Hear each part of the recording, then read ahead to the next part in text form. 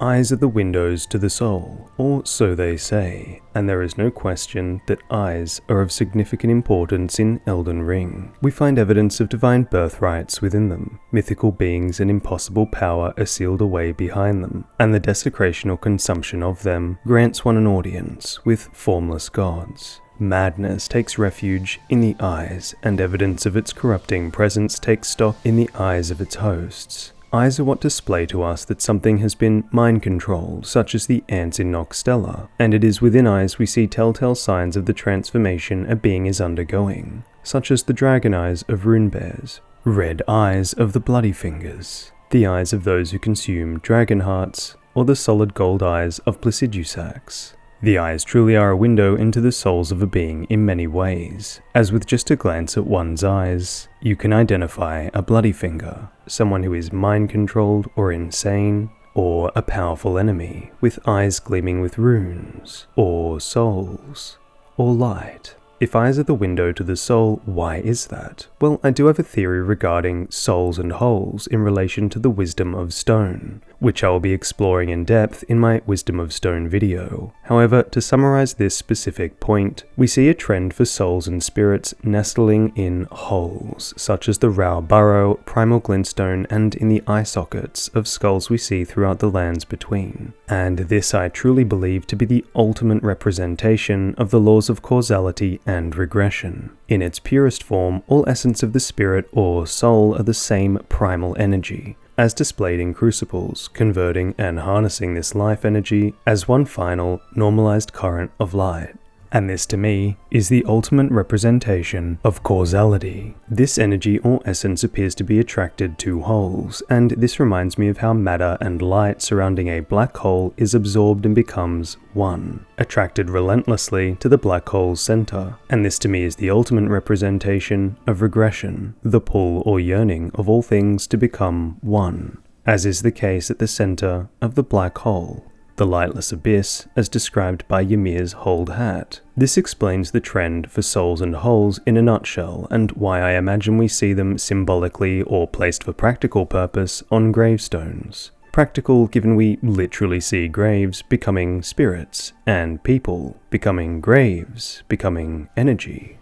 Anyway, this is why we see eyes as windows to the soul in Elden Ring. These holes in our head near our mind which are occupied by our eyes. Until I fully explore this topic in the Wisdom of Stone video, I do hope that this is enough to demonstrate the importance of eyes to you. However, if you want more on that topic now, specifically about black holes, check out Nameless Singer's channel. She'll be releasing a video today, and I've no doubt it will be a brilliant and insightful dissertation of black holes and much more. So if eyes are so very important, if spirits or souls or light are the ultimate representation of a causality and black holes are the ultimate representation of regression, what would it mean to have this symbolism combined in one being?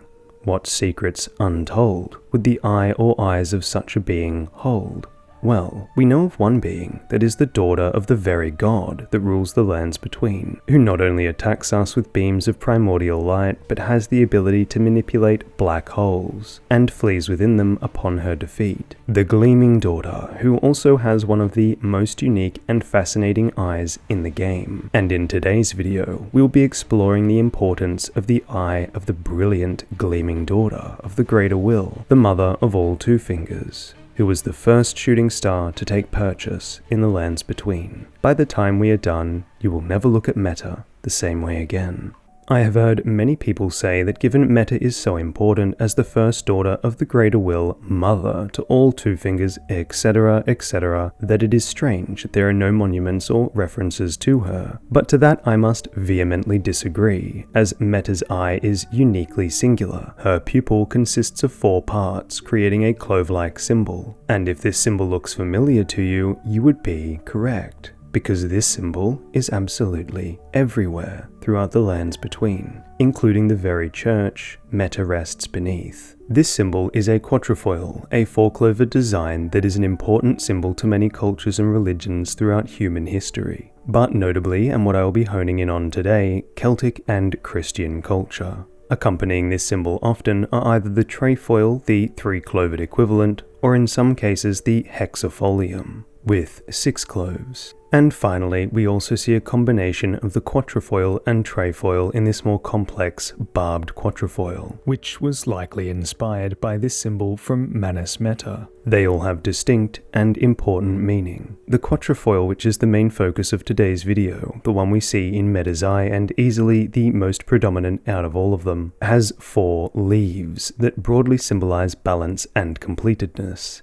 mirroring the cardinal directions, 4 seasons, or wholeness of creation. In Celtic culture and religion, the Quatrefoil is rich in symbolism. It is often associated with the concept of the number 4, which holds spiritual significance in Celtic traditions and is thought to represent various themes such as the 4 elements, earth, air, fire, and water, which are believed to be essential building blocks for life in many Celtic belief systems. The 4 seasons. The Quatrefoil can symbolize the cyclical nature of time, representing spring, summer, autumn, and winter. The 4 directions, north, south, east, and west, which were important in Celtic cosmology and the understanding of the natural world. And spiritual balance. The Quatrefoil's balanced form also symbolized harmony and unity within the physical and spiritual realms. The shape was frequently used in Celtic art, particularly in knotwork and illumination, where it signified these deep, interconnected aspects of life and the natural world.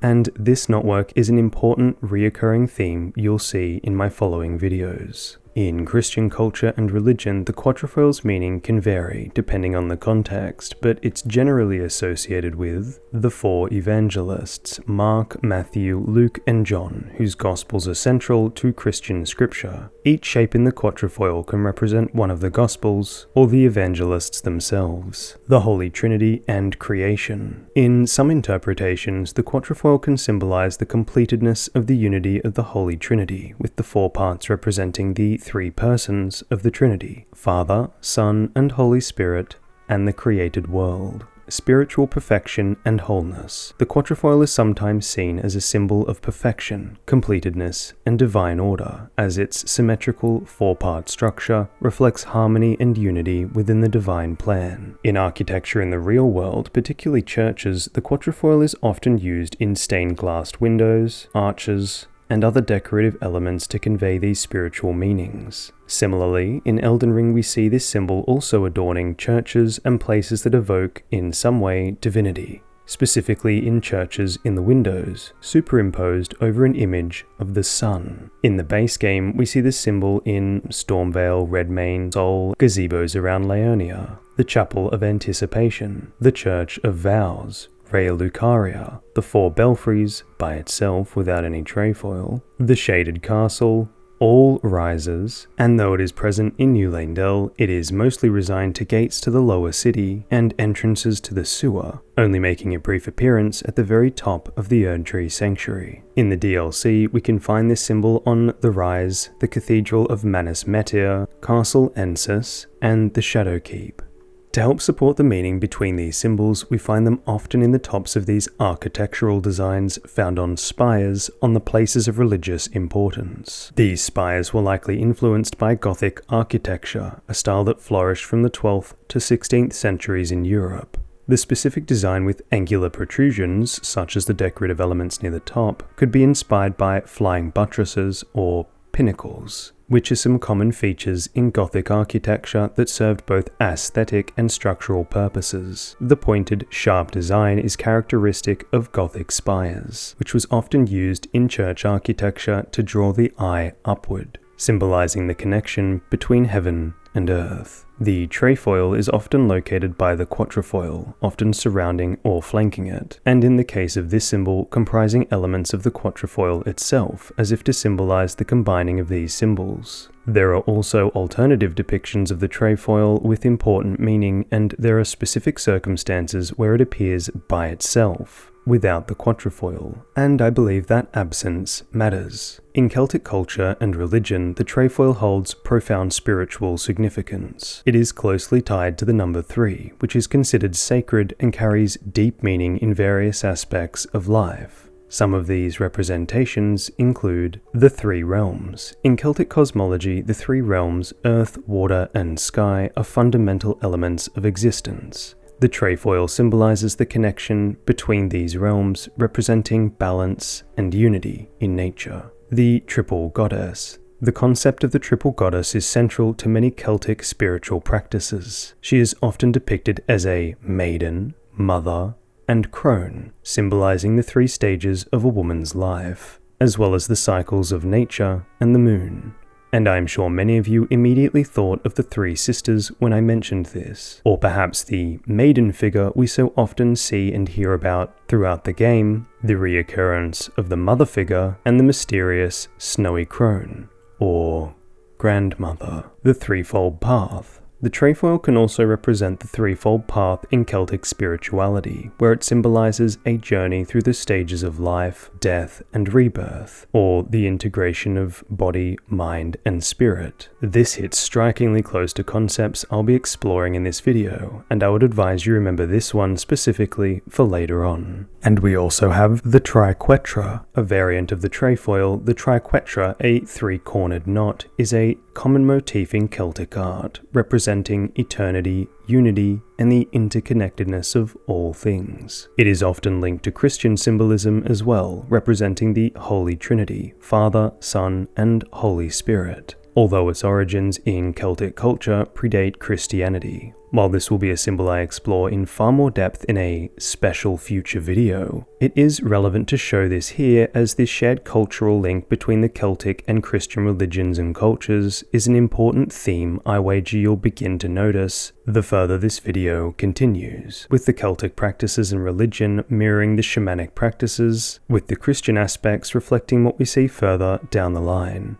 The trefoil is a prominent feature in Celtic knotwork and artwork, reflecting the importance of the number 3 in the Celtic worldview and its spiritual and philosophical beliefs. In Christian culture and religion, the trefoil is often interpreted as a symbolic representation of the Holy Trinity, the Father, the Son, and the Holy Spirit.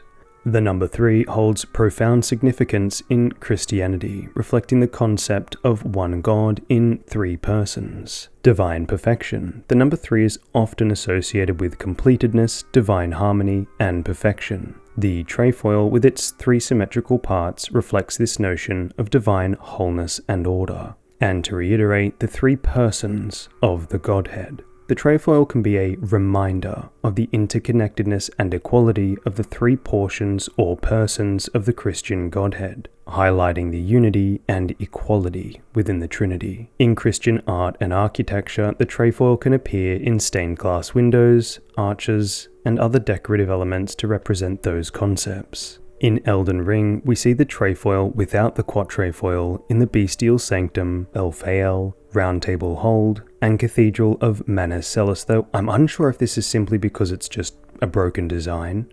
As in Eye of Metyr, where the top is still intact, we see quatrefoils. And we see the trefoil with the quatrefoil in Eye of Metyr on all of the rises on Castle Ensis, Rea Lucaria, gazebos around Lionia, the Shadow Keep. And if we count this symbol, then we can add every chapel to this list. And we can see the triquetra variation in several locations, predominantly Rea Lucaria, where we also find a variation of the quatrefoil. A 6-sided quatrefoil, sometimes referred to as a hexafolium. It is more so associated with the Christian religion and culture and can have several meanings, often relating to divine harmony, completedness, and the creation of the world. The hexafolium can reference to 6 days of creation described in the book of Genesis, in which God made the heavens, the earth, and all living things in 6 days. And in some traditions, the 6 points can symbolize the 6 cardinal directions. This can extend beyond the basic 4 directions of north, south, east, and west to include the sky above and the earth below, creating a comprehensive representation of all-encompassing space. To me, this truly demonstrates a complete understanding or mastery of the cycles and the interconnectedness of all of them, and I would expect to see the emergence of such a symbol only in places of profound importance. I have much to say on this in future videos. Lastly, we also see a combination of the quatrefoil with several trefoils comprising portions of it, which I believe is representative of the interconnectedness of these 2 symbols and what they represent. This is the symbol we see at the bottom of important statues, in certain locations such as the bridges leading to the divine towers, as the button on lifts, on the altar in Manus Celis, or embedded into the divine gates of Stormveil. I do not think it is any coincidence whatsoever that we see this symbol beneath statues of important people in such a variety of locations, and I believe it is indicative of both the importance of these figures as well as the shared culture and lineage between them. The statues consist of a small girl, however in many locations we see this sprout icon in place of the Quatrefoil pattern, a hooded man with a sword, a hooded man with a book, and assumedly the same hooded man with a torch. A woman with a jar in pouring motion. Velka, a woman with one hand outward and the other across her chest. A priest on a tree stump holding a bud. The skeletal spirit guide. The spear-wielding tree sentinel soldier. And an ancient dragon. And we find these statues all over the lands between. We find the small girl in most rises with the Quatrefoil symbol. Castle Ensis, Carrion Manor, Ray Lucaria, around Liurnia, the lunar altar area, and where the Quatrefoil symbol is not, a small bud symbol is. This of course is relevant and something I will be exploring in a future video. We find the hooded man with a sword embedded into the gates before the bridges to the divine towers and on the bridges to the divine towers themselves, as well as the round table hold, and throughout the eternal cities. We find the hooded man with a book embedded in the gates before the bridge to the divine towers. We find the hooded man with a torch in the Church of Vows. We find the woman with a jar at the bottom of Stormveil. The spear-wielding sentinel is found at the round table hold. The skeletal spirit guide is found in catacombs and heroes' graves. And although the monk on the tree stump holding a bud can be found in multiple locations, including the Gold Roads, near Leyndell and in Liurnia, it is the ones in the round table hold that don this Quatrefoil symbol, otherwise donning either the symbol of the beast or the symbol of the tree of life or great tree. We find the ancient dragon at sites of dragon communion in Limgrave, Caelid, and in the DLC at the Dragon Pit and Dragon Communion Chalice, as well as in Farum Azula. So if these designs are connected to one another, then we too see a connection between all of the locations and those depicted. But the associations do not stop there. In fact, they truly just begin. I think its design, especially the lobes on the outside, are meant to invoke this important motif which is found at the bottom of the stone coffin ships, which links them to the very same statues we see this symbol often beneath, specifically the sword-wielding man, and by extension all of those that are linked by it. As beneath these statues in the round table hold, this very faded relic of the past can still be seen, honoured in these sacred halls. And I can't help but see a more base design of this design found in Ray Lucaria, at the entrance to Renala's library and other locations in Ray Lucaria. There are particularly special motifs we see throughout the game that purposefully lack important elements depending on their location and place in the timeline, and I believe this is one such example. I have many more I intend to share in future videos that will greatly reinforce this pattern. Another notable feature is yet another head nod to the number 3 and 4, like the Quatrefoil and Trefoil, and that is the shield, which appears on only 3 of the 4 sides every single time. If you're facing the statue, it will always be the left side which lacks the shield, with a singular exception in Stormveil, where the shield is on the opposite side of this statue. If this was done via mirroring from a moment of laziness, I sincerely believe someone should be fired, as this nearly drove me mentally ill. Regardless, I am quite sure this shield is the same one depicted here, being held by this woman, the one standing in front of this symbol we find in Farum Azula and elsewhere. And without jumping too far down the rabbit hole in this video, I want to introduce one last symbol you've no doubt seen nearly absolutely everywhere. Above the statues of figures we see in many locations. Elphael, Ray Lucaria, the Church of Anticipation, every chapel in the game, the Shadowkeep, Castle Ensis, the spires, and the heroes' graves. These are called architectural canopies and often incorporate the mandorla, an almond-shaped halo that often appears in Christian iconography, symbolizing divine presence, enlightenment, or holiness. In the context of Christianity, we see this above saints, apostles, or other religious figures. The nimbus above each figure's head serves to indicate they are saints or holy individuals. set apart by their closeness to God. The depiction of these figures in grand architectural contexts, such as the Notre Dame, emphasizes their connection to both the divine and spiritual realm. In conjunction with the previous associations I have drawn, this really does drive home the importance of these figures. I believe these symbols, what groupings they take, and the locations they are found are indicative of the role of the location adorned with them in the culture they were all linked by. A culture of cycles, seasons, and balance. The age before the Erd Tree, that of the sun and the sun realm. From this I am sure you can appreciate the scope of these connections, and perhaps where I am going with this, as there is one place I did not mention which also dons these important symbols, especially the Quatrefoil, the place from where I believe this symbol beneath these important statues likely originated, a place that has been crumbling since time immemorial, and hosts the ancient Elden Lord of the age before the Erd Tree, as well as ancient undead bestial warriors of a realm long faded, a place where the sun is perpetually stuck in the east where it rises, and an eternal storm seals it beyond the reach of the lands below.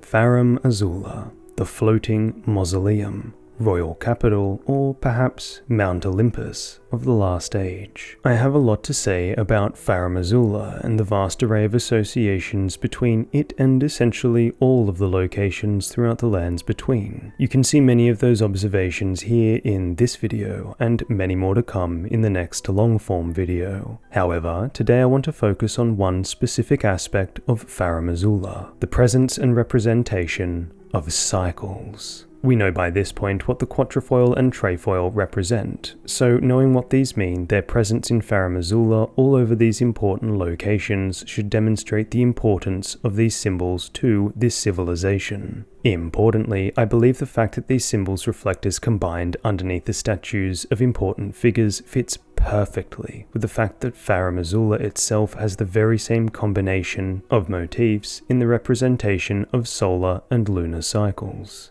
As an example, much like these combined motifs, the rose window, which we see in several locations throughout the lands between, is a combination of the sun and a rose flower, and I believe we see this same combination of concepts in the symbols in Farum Azula that represent cycles, specifically those of the moon and rebirth. The suspiciously gloomed chests in Farum Azula reflect 13 giant dark circles, which I believe represent the 13 full moons of the lunar cycle, much like how we see the lunar cycles represented elsewhere in the lands between, such as here in Carrion Manor or here in Castle Ensis. In this instance, the representation being the 13 full moons of the lunar cycle, which ordinarily is 12, however a rare 13th moon appears every few years, called a blue moon, hence the phrase, once in a blue moon. And I believe we see another representation of the lunar cycle in this image, which has 8 circles around a central figure, which also invokes the 8-sided sun imagery we see throughout the lands between, but also that of a flower. And I think this comparison strikes even harder home with the flower iconography, given the fact that Farum Azula is absolutely littered with flower iconography, but also that the other important circular pattern we are given in Farum Azula is simply very flower and sun-like. In this instance, the 8 whole circles surrounding this central one represents the 8 primary phases of the lunar cycle. This important symbol is found exclusively in Farum Azula and at the top and bottom of the entire map. At Castle Sol in the north, home to a commander of the Old Order, and I'll be exploring this more in the next video, who clads himself in lightning, which only those beloved by the dragons may do, and dons ancient dragons on his scabbard, and the bestial sanctum in the south, home to Gurunk, the beast clergyman, otherwise known as Malekith. There are also what I believe to be motifs representing the seasonal change or cycles of harvest, which are reflected in these symbols. This strange lamprey-esque sort of motif, wherein we see several different versions of the one design. I believe this series represents several concepts, all related to seasons, cycles, transformation, and rebirth. We have these symbols which I believe are related to food, and thus the harvest. And I believe this because the isolated locations I have found this image consist of utensils used for cooking food, such as here in Stormvale. We also have this series of lamprey-like creatures turning into a bird-like creature, reflecting the cycle of transformation. And in many cultures, we see the transformation into a bird figure as a symbol of enlightenment. For example, this image of the enlightened man in Mesopotamia by the Tree of Life. And we see this imagery invoked again on the stone ships. And this is solidified in my eyes by the final image of this beast eating its own tail, or Ouroboros, which is a powerful symbol of the cyclical nature of life, death, and rebirth. It represents the endless cycle of time, the perpetual renewal of life, and the continuous process of creation and destruction. In this sense, it signifies the eternal nature of existence, and the idea that all things are interconnected in an unbroken loop. If you are a subscriber already, you've likely heard me rant about how this quintessential Olympus is littered with the Anthemion or flame parmet, a symbol of the cycle of rebirth. A symbol so important to this culture, it is at the very center of the chamber where the Elden Ring depiction is located, and plastered front and center all over the bestial sanctum. This is quite literally a tree on fire, or rather one with it, and historically has had several representations: divine light and inspiration. The flame, a central element of the parmet, is often associated with light, both literal and metaphorical. It can represent divine illumination, knowledge, and inspiration. In some ancient cultures, the flame was seen as a manifestation of the divine, or as something that represented the spark of life or wisdom, immortality, and the afterlife. In Egyptian and other ancient traditions, the flame could be linked to the idea of immortality, rebirth, or the eternal flame. The motif symbolized the ongoing cycle of life, death, and regeneration, with the flame representing the soul or spirit's undying nature, fertility, and growth. The palm leaf is a symbol of fertility, growth, and abundance. Combined with the flame, it might represent the fertile power of fire, which has the ability to both destroy and create. In some cultures, this represents a balance between destruction and renewal, where fire clears the land for new growth, transformation, and purification. Flames are often seen as symbols of purification, and the flame parmet can be interpreted as a symbol of spiritual and physical transformation. The process of burning or refining through fire can represent the removal of impurities, making way for something more pure or new. And finally, the sun and cosmic forces.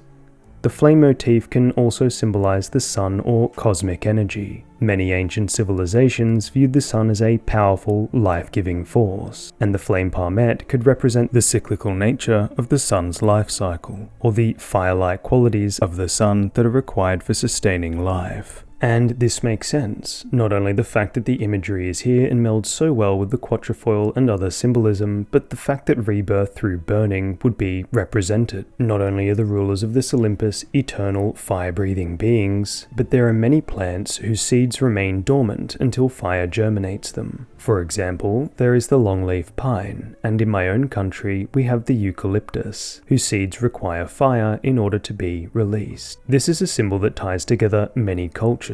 We see it in the city of Leyndell, Stormvale, even the ancient dynastic ruins, hidden on the back of obelisks. I bring up the ancient dynastic ruins specifically because the man we see enshrined there, the very same man I believe we see on the stone coffins or ships or both, I believe is the same man we see embedded into the 4 belfries. These belfries that link all of these critical locations that are linked by these symbols and motifs. And just as the belfries and their immediate surroundings are linked to the locations they teleport us to, I believe the progression of this individual across the cultures complements it. After all, I have always thought this monk, standing in a tree, looks very burned. Not to mention the branch that he is holding looks an awful lot like deathright bird spears, which is the weapon of the managers of death from a time long before the Erd Tree, who would burn away death, whose embedded wing priests look an awful lot like these ones from the ancient dynastic ruins.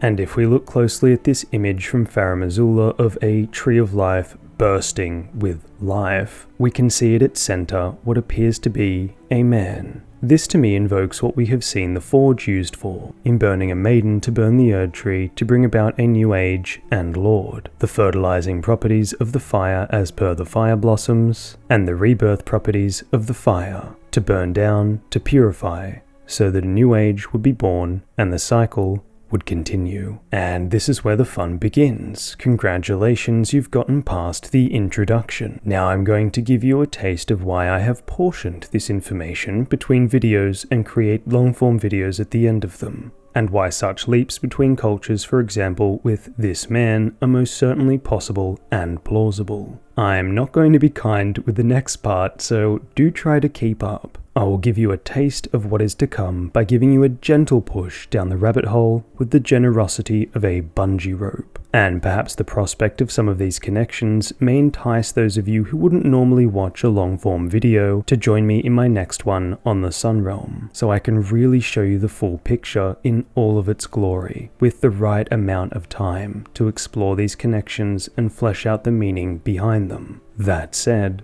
those same ancient ruins that hide away a flame palmet and tree also have at the tops of their entryways unique tree-like symbols faded by time, which we only see otherwise at Stormvale on its central tree pillar. The ruins also share the same pillars found in the temples of Apollo, the Greek god of the sun, and we see this pillar and variations of it all throughout the lands between. See this video here for an exploration of that. The ancient ruins are the very same ruins which display the twin bird, like in Farum, or on the stone ships, or in the eternal cities, or a beast flanking this object we see in Elphael, the boats, the Colosseums, Stormvale, and below statues of Marika. Those same ruins with the exact same pots that we find in the catacombs and heroes' graves, which have the pillars of Farum Azula, and iconography from Elphael, the Forge, and the Divine Towers, like this vine pattern here, or like the people floating above their doors, which are an exact match for those we find, you guessed it,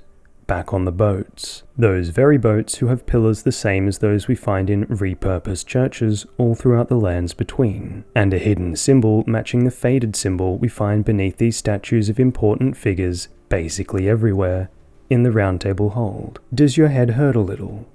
If you ever wonder why my videos take a while, now you have an idea of why. I only presented a single unique example for each association, and I can assure you, I have many more that I'm saving for my long-form presentation, and they all neatly fall where they ought. And so by the end of this, we see a connection between all of these locations, their shared symbolism and iconography and architecture, and the main reason I did this was not to flood your mind with symbols and associations to just be mean, but to really start to paint what an era and realm really look like, and how the changing from one realm and era to another, while the rise and downfall may happen over time, the transition in essence quite literally happens overnight, and has way more overlap than one might expect. To bring this full circle, coming back to Metyr and her eye, this would insinuate the influence of Metyr over the previous era and of Farum Azula and so on, and if you aren't already convinced of this, I'm pretty confident that by the end of the next video, you will be won over.